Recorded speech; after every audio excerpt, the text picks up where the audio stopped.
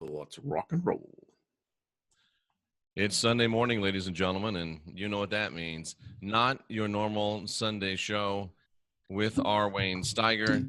I'm Jeffrey Daugherty, somewhere in an undisclosed location deep in the heart of flyover country. I'm under the radar, but over the top, and as usual, Wayne is always Wayne. Still here. How you doing, my friend? I'm doing great. I really am. I'm doing excellent. Excellent. Excellent. Haven't seen you in a little bit. Last week had an internet connection, and but hey, back Or in, didn't have one, as it were. well, lack thereof would be probably Yeah, I more. guess Rex was driving around in his car doing shows because he didn't have internet either. It was like, I don't know what happened. And it was odd because earlier it was not a problem. Get around showtime, boom. There you go. Funny They're how that happens. listening. They're listening. Funny how that happens. It is. So, hello, everybody. Look at we have from Japan. Oh, yes, there he is. Yeah. That's Sterling from Japan. Sterling, good to see you, my friend. Tom People from Thomas. everywhere. Wayne, I've had a transformational week. Is that right? I have. And what And mentor? it's from the oddest thing. You'd never guess what has sparked it. Okay. Every day I've been going out and I've been chipping out this hole in the lake, and I've been jumping into the 33, 34, 35 degree water. You know, I have a cardiologist friend that would tell you that that's, can be stimulating, also going to be very shocking.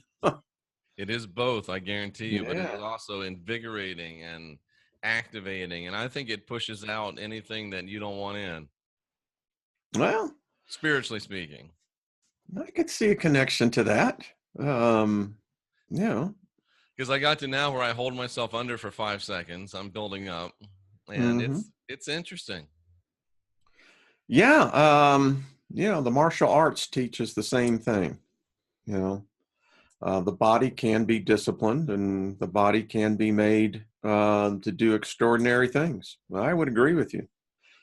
But that's not my cup of tea. Wayne, you could probably do it right there in Colorado, too, very easily. Yeah, everything is frozen here, well frozen. So, but no, my path leads in a different direction. But I'm glad, that it works for you and that it's having a very positive effect. It is. Explain that poster behind you to me. Well, we always keep hearing all the doom and slayers, all the people saying the end of the world, and the evolution of man is ever evolving into a degradation more than a progression. And that poster represents that even if we fall off the cliff, we're going to land on our feet. I like it, just like cats. Yeah. Yeah. It's going to be a Vanilla Sky quote in there somewhere, but I can't find it right now. And we'll see you in the next life when we both come back as cats. It's very interesting. I have been doing in the last since the beginning of the year. I've had this insatiable appetite for gaining. I've really been on a path seeking something. So been deeply reading, and besides what I do on my shows, it's been very revealing in many different ways. And people are asking about Rooney. Rooney is alive and well. Yeah, where is Rooney? The reports of Rooney's demise are greatly exaggerated. He's downstairs. He's fine. Okay. How's he adapting to the Midwest? Well, he's adapting to the Midwest fine, but it's trying to adapt him to a great big golden doodle and a great big German shepherd. I'm telling you, it's the end of the world. Dogs and cats living together. What is happening? So we're figuring that one out. So that's why Rooney's not walking around the studio. They'll eventually work that out. They'll find their space, and they will. I will do a Rooney proof of life video later today. I promise. Yeah, good. So, everything well? And are you enjoying the cold? Strangely enough, I am. It's funny because if I'd have stayed in Florida, if I hadn't come out here, I would have never discovered cold plunging, and now I'm an advocate, a big time advocate. I'm gonna start the course from that guy. I forget his name, Wim Hof or something. He's like the original Iceman dude, and he teaches it along with breathing techniques and exercises and stuff. So it's gonna be transformational for me. Well, good, good.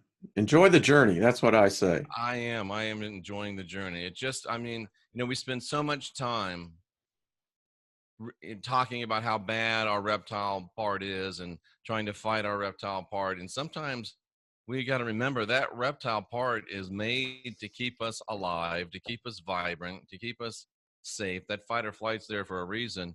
And I think when you get into those places where you activate it, it does everything it can to make you optimize. Any bacteria is going to kill it. Any walk-ins is going to push them out. I mean, it magnifies your endocrine system, your circulatory system.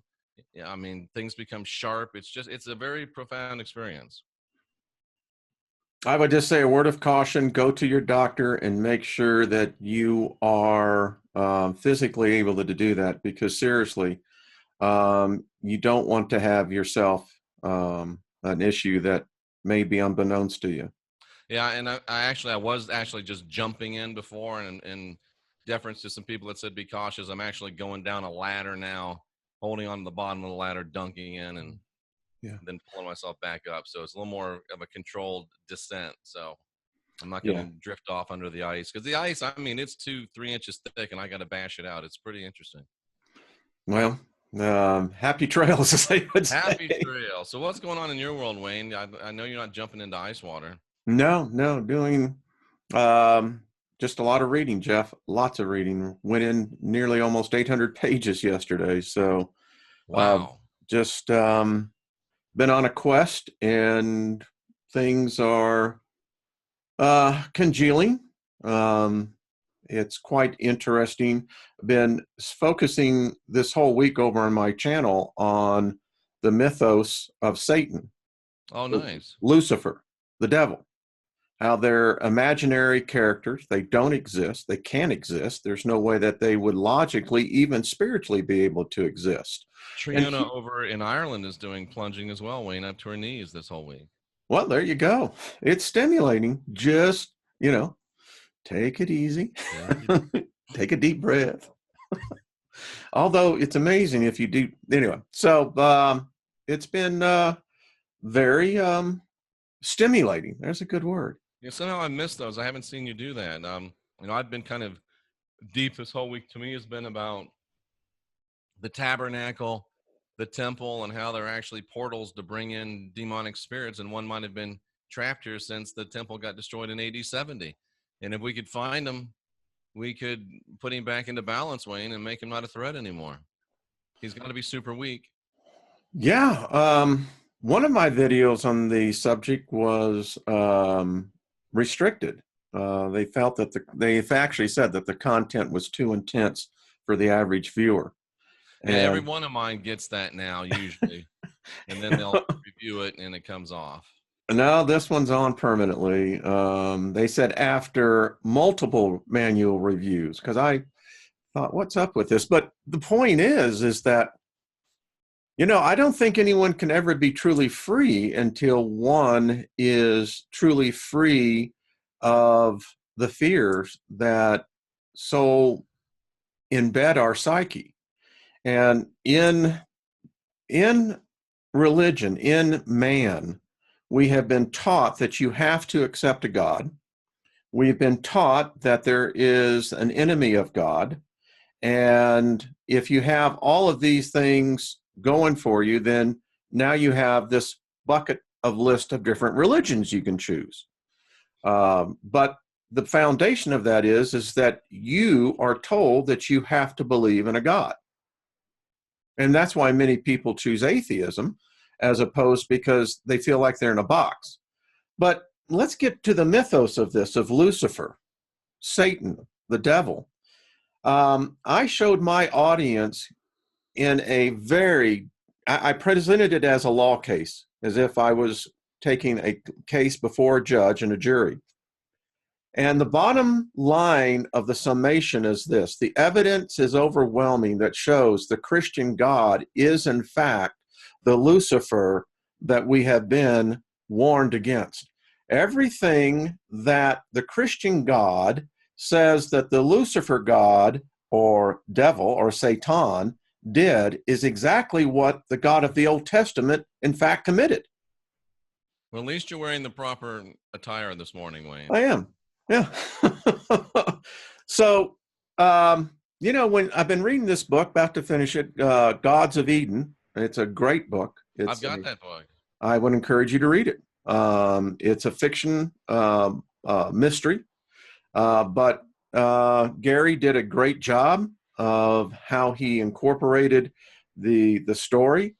And so it comes down to this: if we look at the Hebrew God, then if we take it back, the Hebrew God said that he was an Elohim.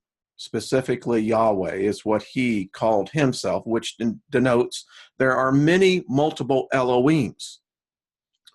If you look at this, then the Christian God, all the world gods, that's the thing I've said. I've said this for over 3 years now. Either all religions are wrong or all religions are right. You can't have one religion that would be right and the rest wrong. And so it's been a conundrum. Well, how can they all be the same? Well, if Enlil is in fact an Elohim, a Benai Elohim, specifically, Benai Elohim, the Elohims, then Lucifer would be an Elohim. Would he or would he not? He probably would be. Satan would be an Elohim. I agree. So we have a conundrum here. So how can we have these Elohims who I do believe, if you look at the evidence, the star children, the artifacts that we have found in these digs in Zimbabwe, Africa, where we know mankind started, at least so Homo sapiens sapiens. And, it has been rumored that they didn't find the most unusual thing in there, and that was the skull, the cranium of an Elohim. And the implications of this is deep, because if we have found a skull of an Elohim, and it is said that the test that they did on it, the DNA test, showed that they are a silicon-based life form, that they have longevity that basically us carbon life forms, and interestingly enough, a silicon-based life form will express itself in a carbon-based signature. Now, what makes this skull so interesting was that the cellular structure is all the same. Ours is different. Ours is designed to degrade. As we get older, as we age, it is designed by the code to make us old. But the cranium of the Elohim that has been discovered, or supposedly, interesting, is that... Of course, you know me, I want more data, Wayne. Well, go and read. That's what I always say. Go and read. Do the research. Yep. And so the cellular structure of the Elohim show that they basically don't die. However, they do die if they're injured or blunt force trauma of such. That would kind of explain a whole lot, like Psalms 82. My question would be, an Elohim, from my study, is essentially a spiritual being, and if they choose, unless they choose to manifest physically, they're probably beyond killing physically. It's very interesting. Now, I happen to think that they are a race. I just think that's all they are. They're a species, advanced, not like us. They have the ability to create life. I think that, and this is just what I've been reading, it's still congealing, that we were nothing more than pets. God does not look at mankind as his crowning achievement. We are, if anything, about the same difference as a pet. And the fact is that when they created us, what happened was they didn't expect us to have a spirit. It was never expected to have a spirit. And for some reason, this us, we developed spiritual capabilities. Now, it's very clear that they took us from an ape. And I know people don't want to hear that. But the DNA, the Human Genome 1, Human Genome 2 project shows conclusively that the difference between us and the apes are less than 3%. Can we say the difference between these bodies and the apes are less than 3%? Well, that's where they got the bio signature from. Mm-hmm. And Of as course, you'll I would read, submit that we're not these bodies. So we are actually something else, and these bodies are a different thing. well, the consequence is that we ended up with a soul or a spirit. Depends on how you want to do it, maybe both. But the Elohim weren't expecting that. Right. And I would say that we were created that way, and it's not, we didn't end up with one, we were one, and we ended up with a body. Yeah, it's, if we were, I think Genesis clearly states, I believe in my thesis, in Genesis 2:4, that we were a slave race. That's what Right. we, But Genesis 1:26, 27, 28 shows we were created in the images of. I don't think that's the same people. I don't think that's us. I think that we were tricked into these bodies. I think it's us, the 126, the Genesis 1 people were tricked into the bodies created in Genesis chapter 2. That's an interesting, yeah, I have a little different take. Whoever the 6-day people were, we know that they had no, according to the Genesis story, which came from the Chaldeans, which came from Mesopotamia, but we'll back it up. But the fact is, they didn't have any sin. Were they the angels? Were they us? The thing is, the Gnostic Christians, the Essenes, they believed before they were wiped out by the church that we are divine angels. We are archangels trapped by this Elohim. And that's exactly what I would pretty much state, and maybe not quite that language, but Mark Center Saint says two separate creations. I say, from a strictly textual standpoint, absolutely. There's no other way to explain it. Well, and as Stephanie says, I think we were tricked into these bodies. I've written a book about it called Serpents and Dove in the Garden of the Gods. I think that lays out a fairly good case. it appears that something happened. We know. Yeah, absolutely. Well, go back to Göbekli Tepe, right, in Turkey.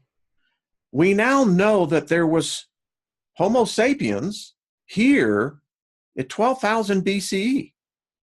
So when the comet hit, we know the comet hit, it was a life extinction event. It's so interesting that the Elohim call themselves the Cedars in this particular boat. And that's one of the translations of what Elohim means, cedars. So think about this. We know a comet hit Earth about 11,800 BC, and boom, man appears again. In China is where it looks like, or if depending on what side of the story, here we are back in Africa. And that's where the earliest. Yeah, so, the Elohim, I think, came again. I think that we got part of the story in the Sumerian tablets, in the mythos. Here's a good point, Wayne, that I've never thought about. Dan Lyson says that in Genesis 2, it says the gods put Adam into a deep sleep, but it never says he woke up from the dream. That's an interesting point to ponder. Mind candy. It is. That's an interesting point to ponder. Go ahead, buddy. And this kind of goes into something I've been thinking about, and I'm probably going to talk about today. We have so much of this Christian mythos that so permeates our psyche, so permeates our world, that even when we think we're out of it, we're still in it and patting ourselves on the back for being in it and thinking it's beautiful. Just like this thing, Wayne, about enter in at the straight gate. We all are seeking for the narrow gate. We're all seeking for the straight gate. We don't want the wide gate. We want the narrow gate. Ladies and gentlemen, they're both gates, and all gates lead to traps. We're supposed to blaze our own trail. Quit looking for the narrow gate. It's a trap, just like the wide gate. They don't care what gate you go into, just as long as you go into a gate. No gates, blaze your own trails. Am I completely crazy, Wayne? Oh, no, no. You were talking, I remember decades ago listening to John Hagee, and he actually had a good teaching on the 12 gates, Did he have any powdered sugar on his chin? I think it was down on the belly. That was back in the day. But, his point was, and as I sit here and you were saying, people don't understand that, what that reference is. It all leads in, folks. It don't lead out. And something else, Wayne, that people don't understand is, oops, did I just mute you? Are you muted, Wayne? No, I'm fine. Okay, good. People don't understand the meaning of the word Hebrew. Hebrew, I thought loosely in my mind that it meant the people from the other side. But when you really get into it, it means the people from another land. So the Hebrews came from another dimension, and they are a separate people from a separate dimension. Well, I know that they have a separate contract. Yeah, they do. Yeah, and From another realm is what it means. My bad. yeah, from another realm. If you look at Moses, and it's always amazing me, my Hebrew friends, my Jewish friends, as back in the day taught me, they said, what makes you Gentiles think that you own Moses? It's like they say, you dressed him up into a Western suit and you said, here's Moses. And never realizing that Moses was, if he existed, I think that, you can debate whether the record shows that he did or did not, but I happen to think that he did, but I happen to think that he was also a master of the Brotherhood of the Serpent. Absolutely. He was definitely a master magician. And it's my considered belief now from all my study that he actually recruited this being called Yahweh to help him defeat Egypt, and they made a deal. That's when they became God's quote unquote chosen people, as they made a deal with an extraterrestrial being. It's the only way it can be. When you get to a certain point, God is an ET. Yeah. And I don't think this guy that we call God, this guy that we think is God, this guy that's calling himself Yahweh, Wayne, he's got a boss. Mm-hmm. That boss's name is Azazel. My personal world, we're just living in it. I think that Yahweh screwed up, and I think Yahweh's in the penalty box. I think Yahweh may definitely be gone, which begs the question: is Azazel running things now? But he's so weak. If he came in, and I think I've proven that on the Day of Atonement, at least, probably on all of the high holy days, they opened the door of the temple. It was a portal, and Azazel came in.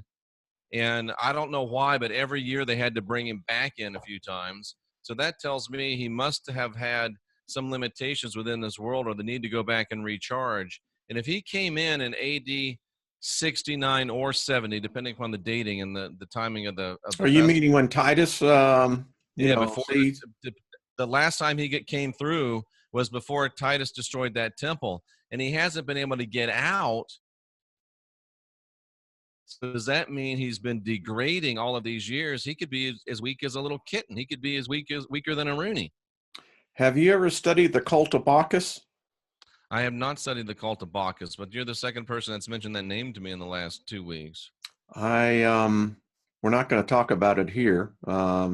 Our audience is not mature enough yet, I think, to fully grasp it. I tried to introduce it to the fact of my audience, and many people couldn't handle it. The cult of Bacchus is what you're talking about. You think so, huh? Oh, I absolutely. They're the ones who invented the whole Jesus story. They're the ones who invented the whole narrative. They've been around for as long as man has been around.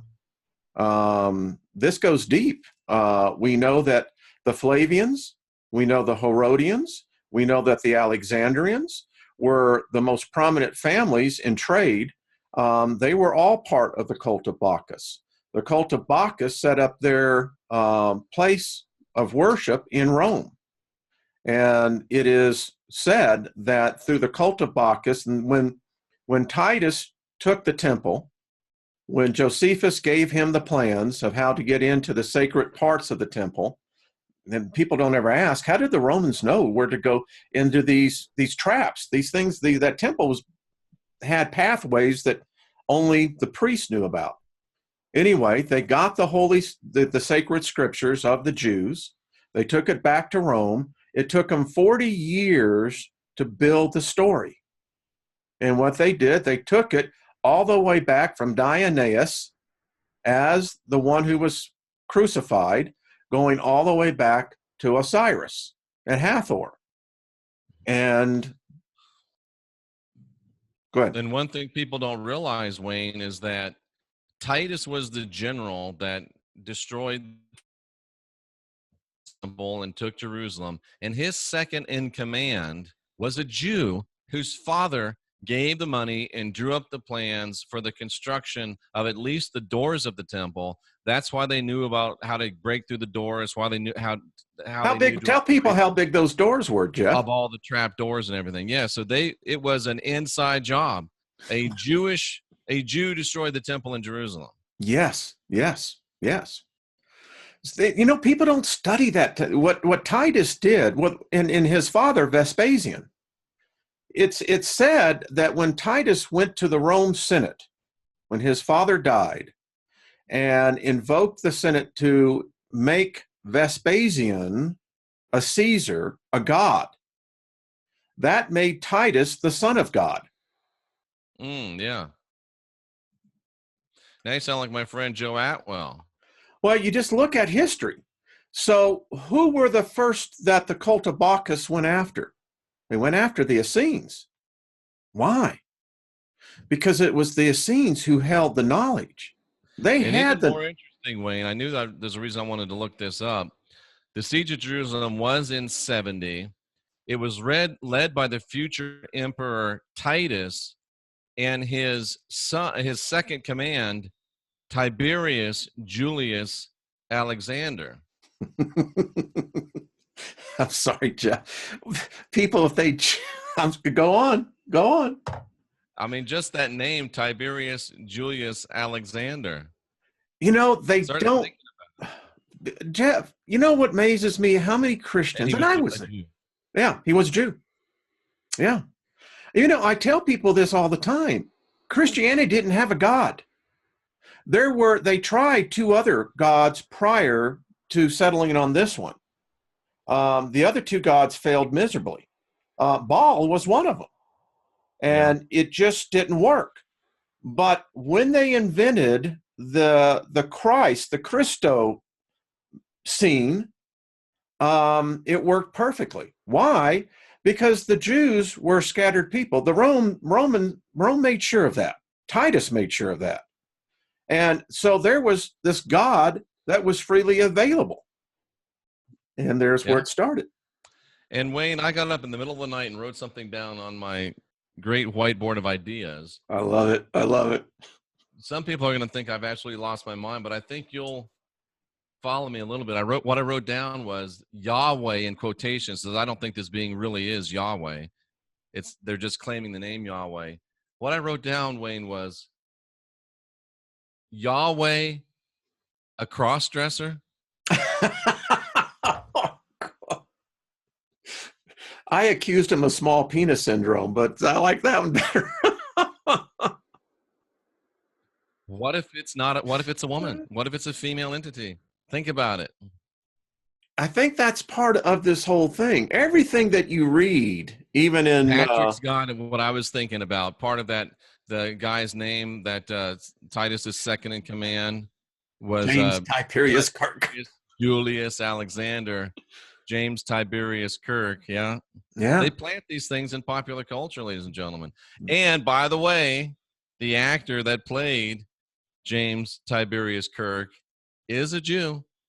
That'd be true. William Shatner is a Jewish fellow. Boy, that was good. That'd be true. Yeah. So it's. Did you see the roast of William Shatner? Recently? No. No, it was years ago. And Jason Alexander from Seinfeld comes out and he's being on ISIS. And I just want everyone to know, Captain Captain Kirk is a Jew. It was fun.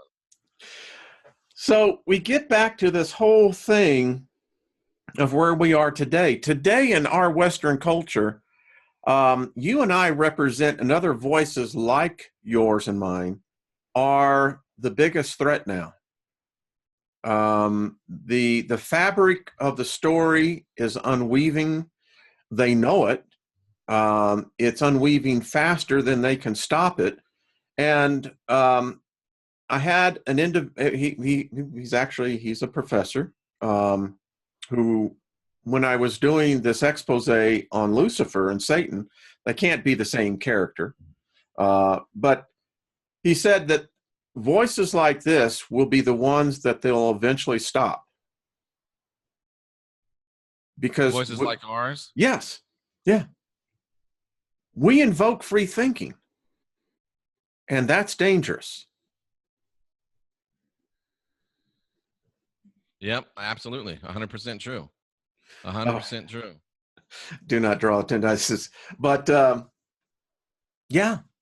It's I just don't understand this proclivity. It's like, whenever you have and someone said this isn't an original thought, but I thought it was brilliant. Whenever you have a big event and everybody wants to put, when you had the French thing, the violence over there, everybody had to put a French flag on their background, and everybody has to say something. Even though there's a horrible event in the world, there's still these people that feel like they have to say, I know a lot of people just died, but don't forget me. I'm over here still. Isn't that the truth? What is it within us that makes us do that? I don't know. I swear I don't know. I mean, I told Lynn this morning, as we were talking before we went on live here, I said, every species has a right to know its origins. I mean, Indeed. It seems like that basic right has been taken away from us. Imagine all the confusion that would evaporate instantaneously if virtue signaling, that's called, I guess. Is that what that said? I think that's what that's called. But if we had that knowledge where we no longer had to go and assume, guess, theorize, and hypothesize, if we just knew, Jeff, it holds us back as a species. We can never go forward as far as I think we have the ability to go forward if we don't know our beginnings. And I think it's led to the greatest confusion of Homo sapiens sapiens. I would agree with you, because if we don't know who we are, then we can never understand who we can be. Yeah. And we get so trapped up in this thing. I mean, and you and I, there's others like us. We spend a king's ransom. We search, we scour, we look for the old writings. We look for some of the best new ones. And the more you go down this thing, you look at this thing, and it all comes back to this. We don't know where we came from. Why don't we know, Wayne? I don't know. If ET exists, if there are extraterrestrials that live in other parts of the universe, other worlds that have learned the ability of how to travel great distances in space, if they exist, then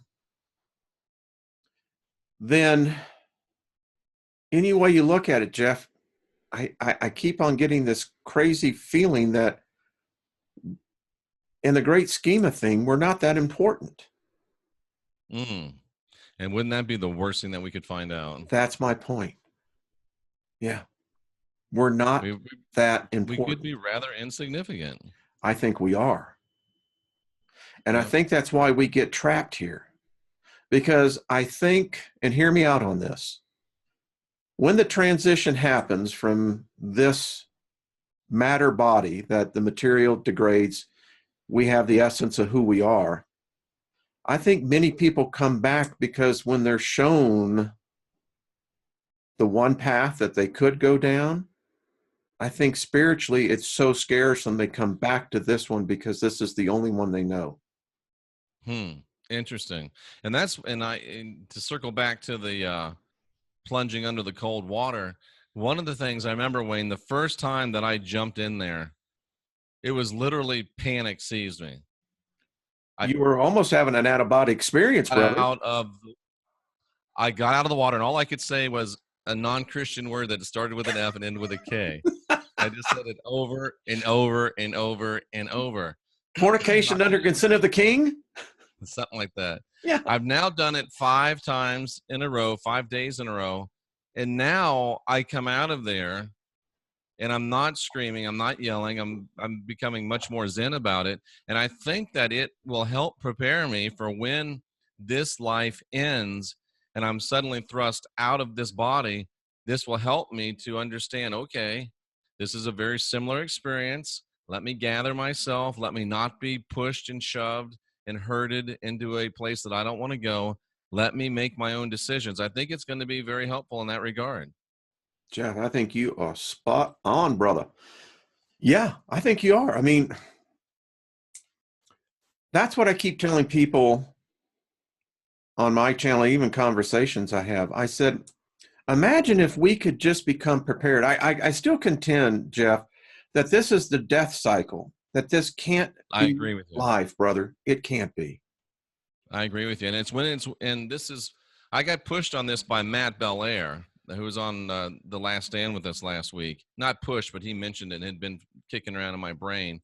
And he discovered that if you do the things you fear, he was really afraid of the dark. So he would go out and start walking in the dark, start jogging in the dark, and he began to do the things that he was really afraid of.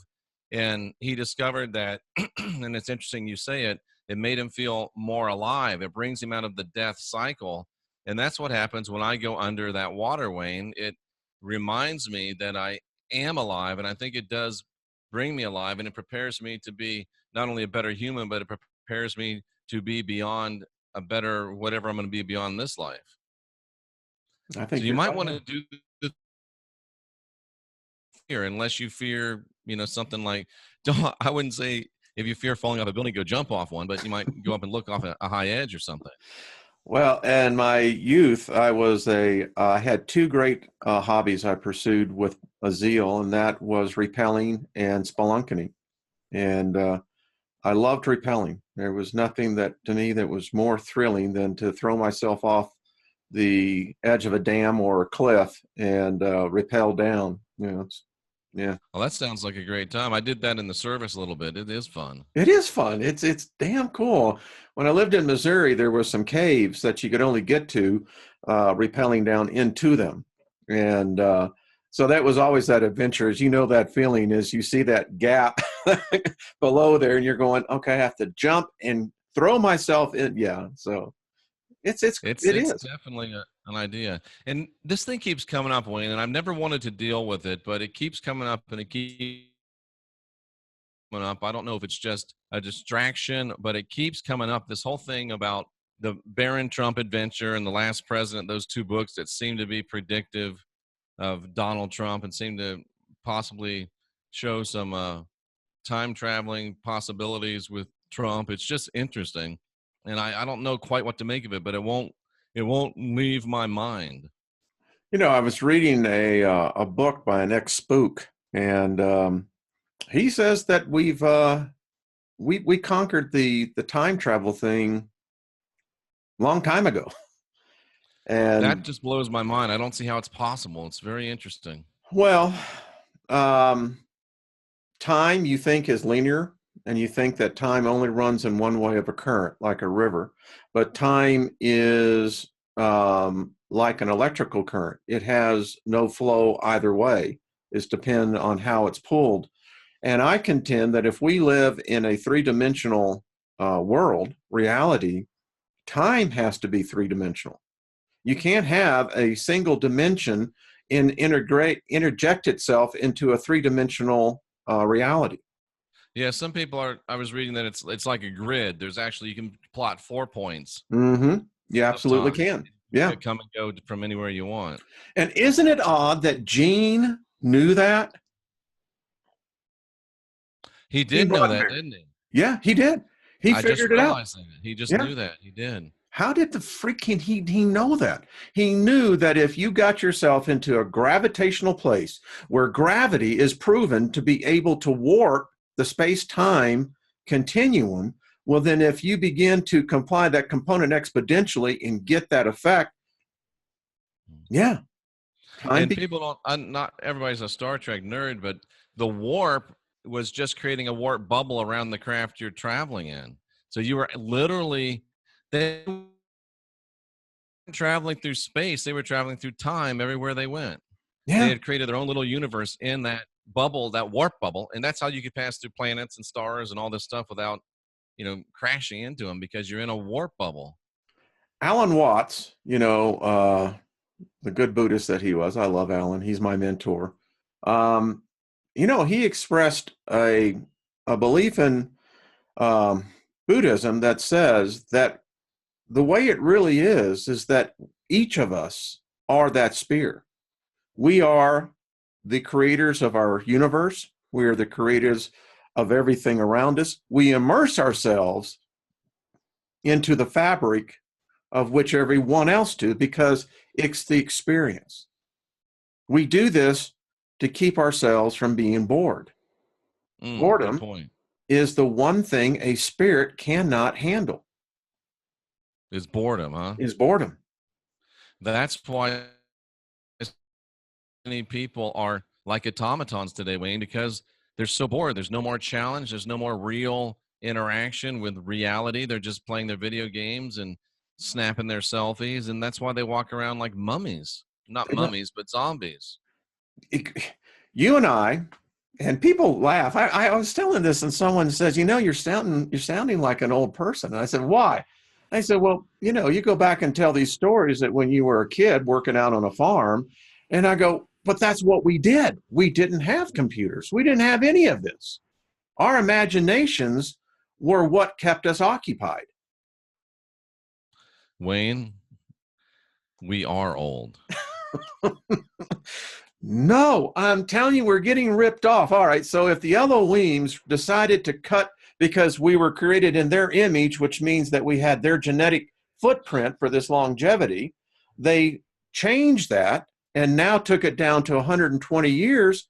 I'm seeing people dropping dead right and left in their 60s and 70s, and I'm thinking, you're getting screwed, man. You got at least another 5 decades. 5 decades.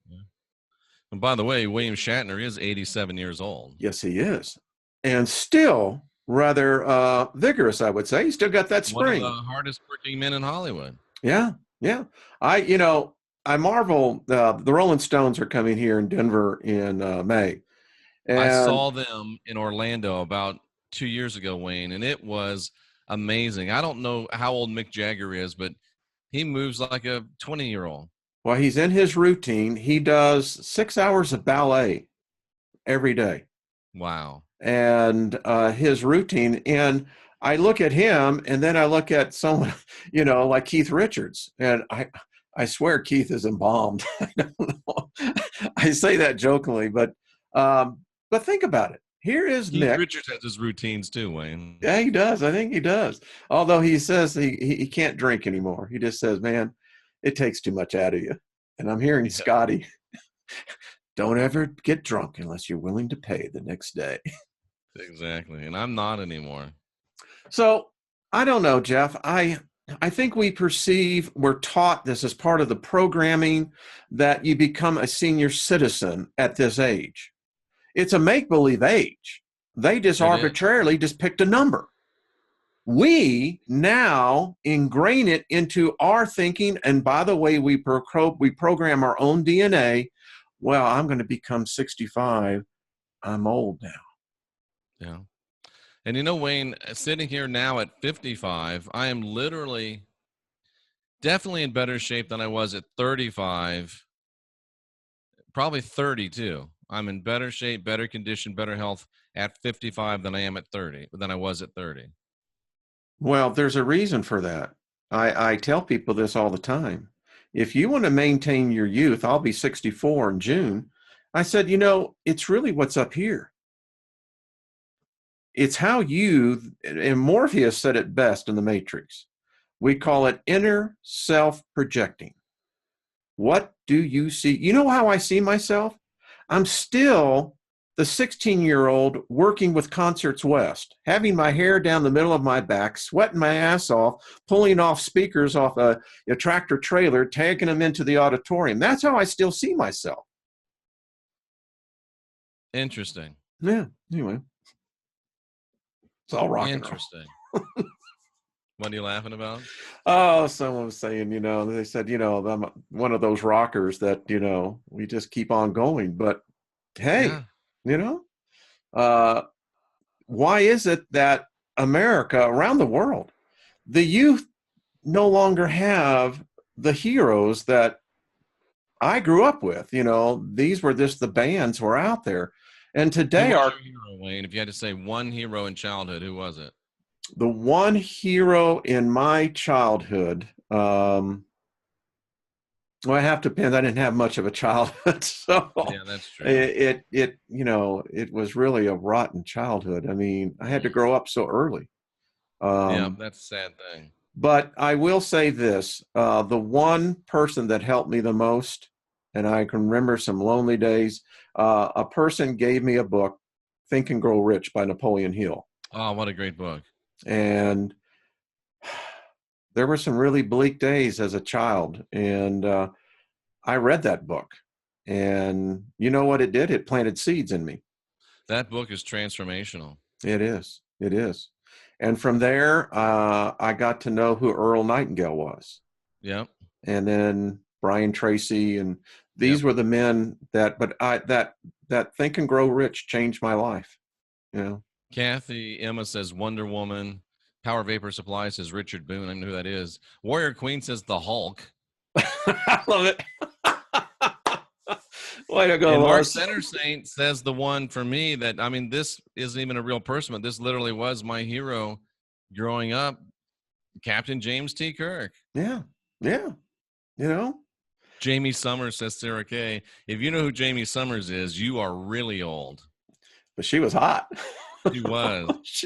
It was like her. That was the Bionic Woman. Yeah. Lindsay yeah. Wagner played Lindsay Jamie Wagner. Summers. Yeah. Lonnie Anderson was another one, but I always. I wouldn't call her my hero, but she was motivational.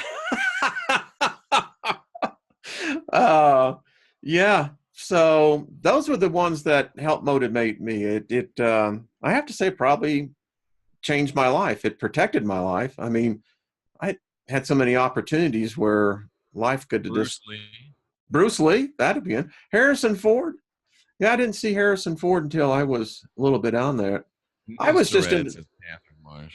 Captain Kangaroo. I love that. Wow. Well, Pedro I have Morales. to say, all right, here's one for you. I remember one of my favorite weekly shows was Commander Cody. Do you remember that? I don't remember that. Yeah, look it up online, Commander Cody. He was the guy that had the jetpack on his back that was fighting the aliens. And this came out in 1960, 61, I believe. You're muted. Jeff, you're muted. Jeff, you muted yourself. We are Zora old. says that the Next Generation got her through a lot of depression. Yeah, that was great writing. I enjoyed Next Generation. It was good stuff. Twilight Zone. Mr. Spock. Mr. Spock. How about that? That is most illogical.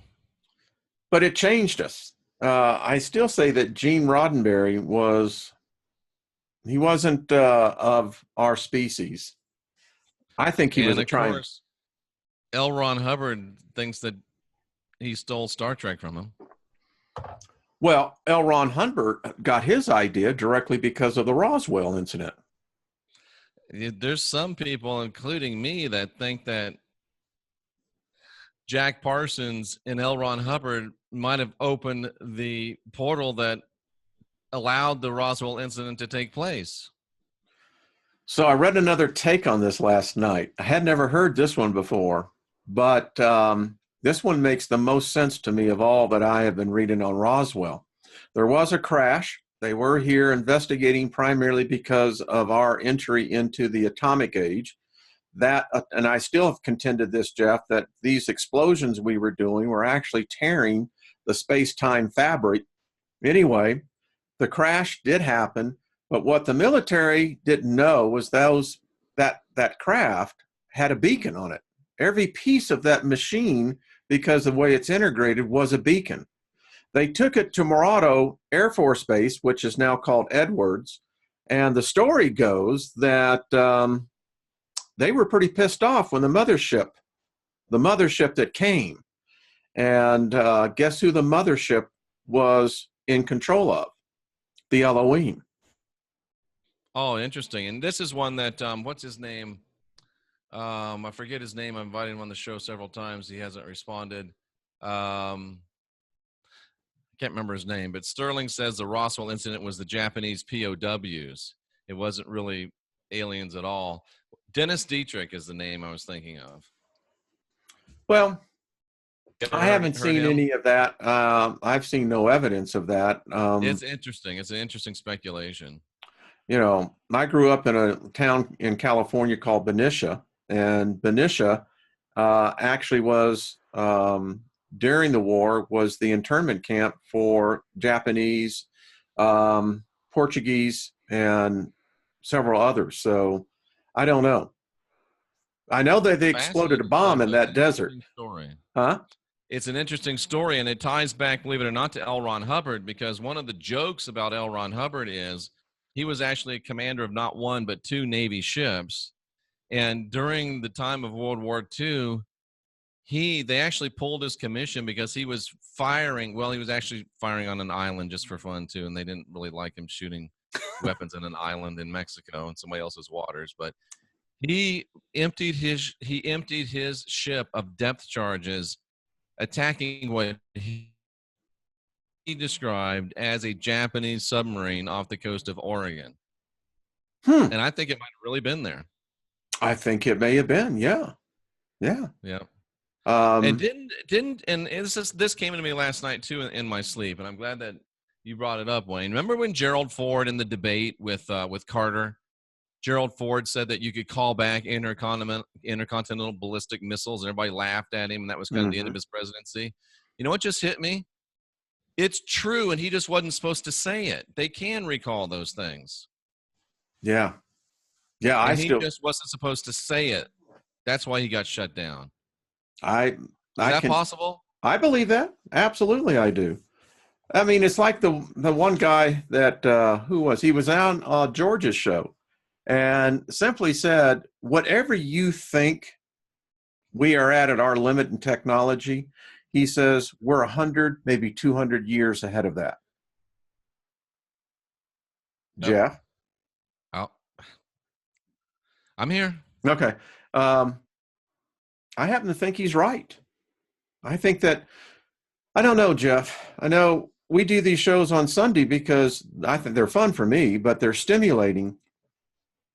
This whole thing of religion is such a control matrix. I mean, it's the ultimate control of the masses. And I still just marvel how so easily we are susceptible to their mind control. Yep. And please subscribe to our Wayne Steiger's channel. Please subscribe to this channel. And when you leave this show today, make your voice known. If you think we sucked, give us a thumbs down. And if you think we were pretty good, give us a thumbs up. Well, yeah, I do wonder if Ford just messed up by telling it, not messing up by messing up. I think Reagan messed it up. I don't, we know that he was already suffering Alzheimer's at the end of his presidency. And, the famous speech that he gave before the UN talking about if we were under attack by an alien race. Mm-hmm. But, Wayne, I met him when was it? It was the Republican convention where Buchanan gave the speech, this election's about who we are. That would have been 92, right? I think it would have been. Yeah. Yeah, and right before the Clinton. And I met him, Reagan, and I had my daughter in my arms, and he's supposed to have had Alzheimer's and all this, but they introduced me and said, "This is Jeff Daugherty, and he's got his brand new baby daughter." And without missing a beat, Reagan just says, "Well, I'm glad they didn't give him an old one." Yeah, that's with Alzheimer's, their moment of clarity. My wife, where she's the chief medical officer in these environments. It's sad, Jeff. It really is. But there are moments of clarity, fluidity of thought, um, you know, quite often. Yeah. And I tell you, my And he was friend, pretty sure. that's the one thing that I think is the worst curse upon our species is losing our minds before our bodies go. Yeah. I really do. And Absolutely.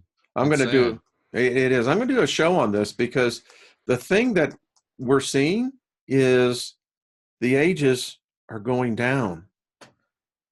That's true, isn't it? Who was it? Was it Dennis Leary that said, "Of all the things I've lost, I miss my mind the most"? I miss my mind. Yeah. By the way, have you seen him in the movie The Ref No, I haven't. with Kevin Spacey? Who else? It was an all-star cast. One of the best satirical, dry humor shows. It's a great movie. You have to see it. Dennis Leary and Kevin Spacey play this great role. Check Kevin it out. Spacey is claiming he's making a big comeback. It's the thing that gets me. So we get onto these stars, these producers, and all this stuff where all the hanky panky they do, but that's Hollywood. It's make believe. They're adults. You can't be against Spacey because he's gay or bisexual or whatever. Now, if he's abusing people, that's a whole nother thing. But if he's gay, so what? Who cares? I mean, I heard the review yesterday on the Elton John movie coming out in May, and the person on Sirius Radio said, they were looking at Bohemian Rhapsody, which is up for an Academy Award. Best Was picture. it any good, Wayne, that movie? I enjoyed it. I really did enjoy it. I recommend it. It's a good movie. Check it out. The guy who plays Freddie Mercury did great. So the Elton John's got his coming out called Rocket Man. the DJ on the Sirius XM was saying, well, she says, the only thing I can say what the people have said who have seen the movie, who screened it, lots of music, lots of gay sex. I went, well, that's not a movie. I mean, I want to know about the person. Anyway. Circling back again, for the movie Rocket Man, will the title song be sung by William Shatner? Oh, that would be great. Did you ever hear that, Wayne? I did. I heard it too. Oh, I'm a rocket man. I'm a rocket man.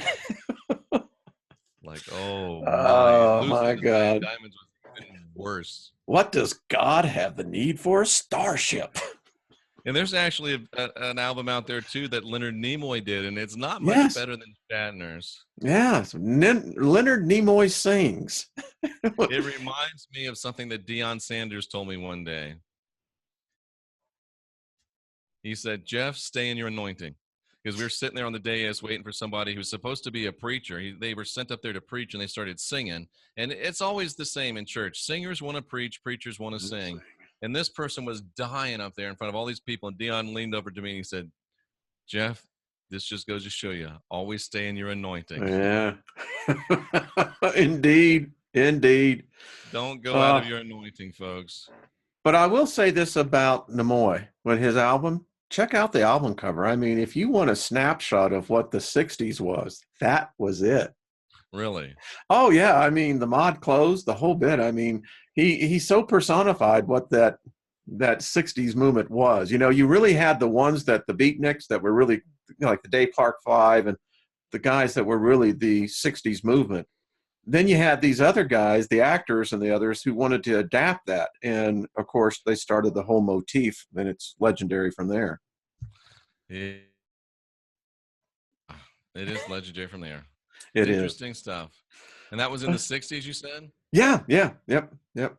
At the album. There was a time there, I guess Leonard Nimoy couldn't find a gig. He was fortunate that he found. Shatner. Yeah. He was living in a van after Star Trek. Yeah. Uh, Lemoy said that the Mission Impossible thing saved his ass. Yeah. Yeah, he was And good you in that. wonder, we talked about Shatner being 87 years old and being the hardest working guy in Hollywood. And I know some people that know him, and they actually said, they talked and said, "Why do you work so hard?" And Shatner got very, very serious and said, "Because I'm afraid if I stop, I'll die." Probably right too. So he's just working, working, working. Hey, 87 years old, William Shatner. isn't there something that I once heard? As a man thinketh in his heart, so he is. Yeah, some guy Something named like Jesus that. supposedly Yeah, said that. yeah. I think somewhere I heard that. It's so true, though. I do believe that. It is. It is. Well, Wayne, we've hit the hour mark. Yeah, I love it. Another hour of your life you'll never get back, ladies and Well, gentlemen. yeah, but this one here, we planted some good seed. That's true. And like Johann says, a rolling stone gathers no moss. It can't. I remember when the Mythbusters did that myth, and it's Yeah. true. It And I doesn't. hate to be so what would this be called? This is like macabre. It's bad, but I mean, what would be as bad as it would be? What would be better than for Mick Jagger to be in the middle of jumping jack flash and have a heart attack and die? What would have been better? What could be better? Oh man, that would be traumatic. But I mean, going out while you're doing what you love. However, yeah, I agree with you. That's how the drummer for Boston went out. No way. Mm-hmm. Yep, playing the drums and boop, No, that was it. no kidding. Wow. Boston was the first rock album I ever bought, the one with the Yeah, spaceship on it. yeah, yeah. By the way, check out that album cover. Look at it closely. I'll have to look at it closely. Someone was channeling. So have we ever had a big, huge star literally die on stage? Not that I know of. Well, let's hope not. Yeah, that would be really traumatic. I mean, you think about that band, missed the beat. Uh, But but I I, wonder if they'd be like R.W. Shambach, if they would just cart Mick into the back and go on and finish the show. I don't know. That's a good question. I'm going to look into that. Shambach had a revival one time down in Texas, tent revival. Some guy died of a heart attack, in the middle of the meeting. And Shambach is on a roll, and Shambach says, "No dead corpse is going to wreck my meeting. Put him in the back." He's dead. The ambulance. Somehow he's dead. He's not going to miss anything. Put him in the back. And somehow, and knowing Shambach, I could understand completely how this happened. They all got off and headed down to Denny's or something and forgot about the guy. Probably And did. Shambach's in the middle of his grand slam. He says, "Oh my Lord, what about that dead corpse?" They all run back. And the story goes, they get back there and the dead corpse is gone. And the next night he shows up at the meeting. Yeah. Resurrection. Okay. Well, there we go. I mean, why not? Works for me. Never thought about that. I always. So anyway, what's a Sunday show without an R.W. Shambach story? You have to have one. And speaking of that kind of worst thing, I always thought about when I was flying. I used to fly a lot. Somebody says, "What if Boy George died on stage?" He's been doing that for years. Yeah. Yeah. Who knows?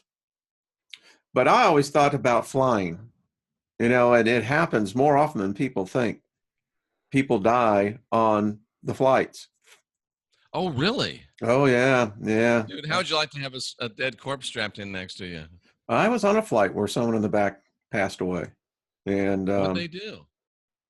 Carried on. There wasn't much you could do. But what do you do, Wayne, if there's no empty seats? There wasn't. Got a dead corpse. There wasn't. They just put a blanket over them. Oh, no way. Well, that's terrible. There wasn't anything I was in first class. I was in seat 1A, and I heard the stewardess and the captain came out. And the captain said, "There's nothing we can do." Yeah, but those airplane blankets aren't that big. They're enough to cover the blank stare. That's horrific. I would have to move. I'm sorry. There was no place to put them. The people wanted to, but there was. You know, But it just I feel bad for the guy, but did I get his meal? I think this is one of the flights that didn't. I Oh, just that's remember terrible. sitting there and, I'm talking to the guy next to me and, it's literally, well, what do you do? I don't have, I read yesterday there was a Hawaiian flight from Maui to San Francisco and the stewardess died. Ooh. There wasn't anything they Somebody could do. mentions David Soul cut an album. He actually cut two of them. I Yeah. bought them. They were good.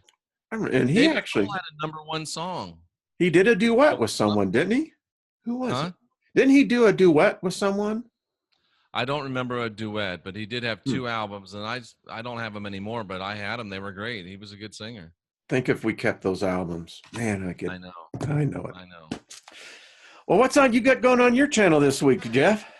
Oh, we're gonna finish up diving in on the temple. We're gonna finish up talking about all gates are traps. Somebody asked me, did Paul meet Azazel on the Damascus Road? I'm gonna look into that one. That's very interesting. So Have yeah, you we ever got read in the Cipher, the 29th chapter of the book of Acts? No, I have not. Paul encountered Julius Caesar, and apparently Paul worked his magic and murdered or executed Caesar, Julius.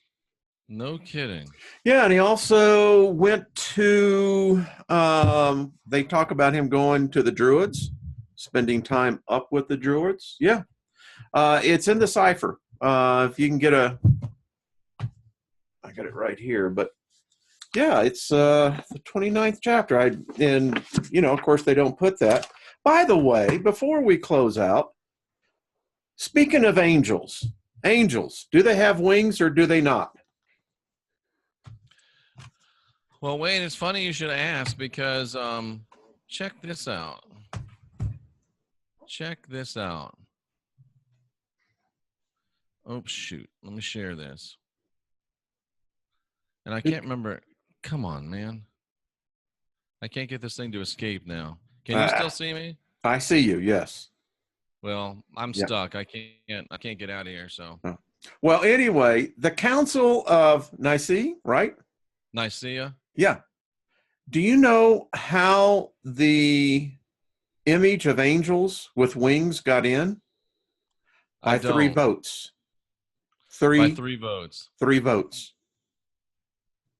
Yeah. Makes sense. The biggest debate they had on one of their sessions, most of the angels do not have wings. In fact, most theologians of that said they did not.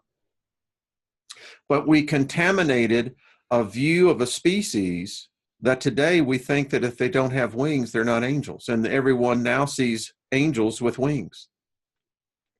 Anyway. Wow, and I finally got back. But what was the great Jewish philosopher, mathematician? I want to say Menominee. I don't think that's his name, but he drew a picture of the menorah. And I really want to show you this because it'll blow your mind. He drew this picture of a menorah, and I got to show you. Here it is. Let me share the screen here. Share. Okay, this picture, Wayne, is of a menorah. And this was drawn by this great Jewish mathematician, philosopher. And doesn't it look for all the world like a energy transmuting device? It doesn't look exactly like an angel. It's an energy field. It's an energy field. That's what the menorah was in the tabernacle, in the temple. It's transmuting that adrenochrome sacrifice energy to other places. How interesting. Isn't that fascinating? And it looks kind of like an angel, doesn't it? It also looks like many of the pictographs that we have in the Southwest. Yep. It does. Scary stuff, huh? Well, I've contended that if you really have a spiritual race of beings, they would manifest themselves as electricity. Yep. I don't know how else you would not. And that looks just like an electrical drawing. Yeah, that's exactly what I saw in that. I mean, it just went boop, I saw it. Yep, absolutely. Good stuff. All right, Wayne. All Thank right, you, what a Jeff. great chat room we have here. This is the best chat room on YouTube. I did say yesterday though they are high maintenance, but well worth it. They're the best. With Just any invoking favor in all the people today, are Jeff. we? Just invoking favor and Absolutely. nothing missing, Double nothing favor. missing. Yeah. Last question, Wayne. This one came up. I was waxing philosophical about whether or not Azazel is still in this realm, and if he's super, super weak. And somebody said, let's call favor on him. And I said, I don't know if I want to call favor on him or if I want to flood him with balanced energy so he snaps back into phase and quits being Azazel. What would you do? You know, the reason why I love favor is that because favor is a non-biased word. That it's one of those words that it repels negativity. Where love can be so distorted in our vernacular today, but favor has not. Favor's been one of those words that are still pristine. If I'm So invoking, favor and flooding him with balanced energy would be the same thing. oh, I think so, absolutely. Yeah, I So if he think. snapped back into balance, would he still be Azazel? I mean, can a spirit be? The laws of hermetic says that all paradoxes can be solved. Yeah, that's right. Interesting. Interesting. And as Stephanie May says, intriguing. And with that, I salute all of you for being here seeking after truth. We appreciate you tuning in for not another Sunday show. And Wayne, this is some good stuff. Jeff, I always enjoyed. I missed last Sunday, but I look forward to it. All right, my friend. Always good to see you. We'll talk to you again soon. All right. Thank you.